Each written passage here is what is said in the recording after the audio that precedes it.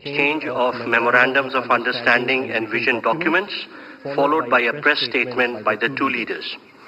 First, we have an exchange of document for shared vision for India-Bangladesh digital partnership.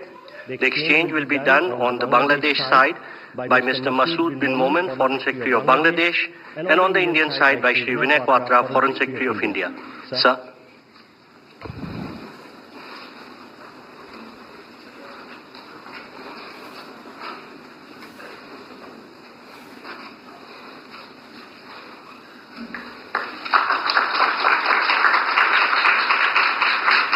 I would request the two foreign secretaries to remain standing. Next three documents are also to be exchanged by the foreign secretaries. The next document is the document on shared vision for India-Bangladesh Green Partnership.